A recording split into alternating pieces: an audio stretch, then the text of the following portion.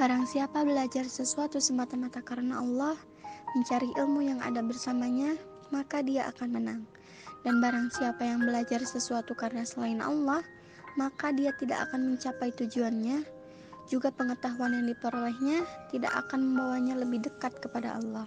Hasan Al-Basri. Hakikat tujuan pendidikan Islam yang sesungguhnya ialah semata-mata hanya untuk beribadah kepada Allah. Kenapa?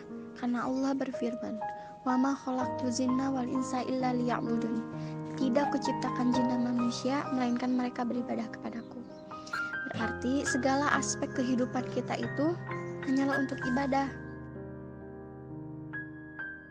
Kenapa harus berpendidikan? Agar kita menjadi manusia yang berintelektual serta bermoral. Bayangkan ketika kita tidak memiliki ilmu, maka hidup ini akan terasa hambar, tiada rasa. Dengan berkembangnya zaman yang semakin pesat, sangat minim sekali anak-anak mau untuk belajar menabung kelak di akhirat. Mereka mengejar pendidikan hanya untuk meraih gelar sarjana, profesor, dan hal lain sebagainya untuk kepentingan dunia.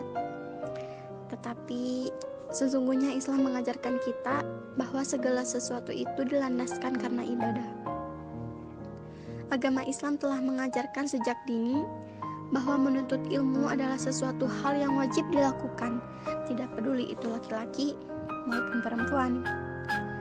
Ketertinggalan pendidikan Islam ini salah satunya dikarenakan oleh terjadinya penyempitan terhadap pemahaman pendidikan Islam yang hanya berkisar pada aspek kehidupan ukhrawi yang terpisah dengan kehidupan duniawi, atau aspek kehidupan rohani yang terpisah dengan kehidupan jasmani.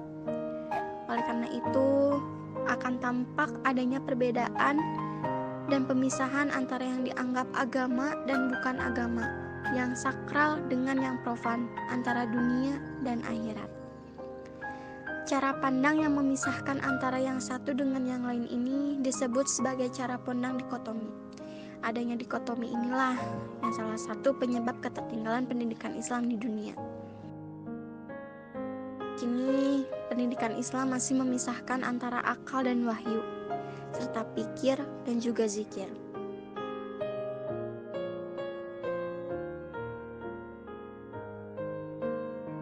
Wahai saudariku, mari kita ajarkan anak-anak sejak dini bagaimana mencintai ilmu. Tumbuhkan dalam hatinya semangat juang dalam berpengetahuan. Banyak sekali kisah serta cerita zaman dahulu seperti Imam Al-Ghazali, Ibnu Sina, Muhammad Al-Fatih yang dapat kita ambil betapa pentingnya pendidikan dalam perkembangan dunia.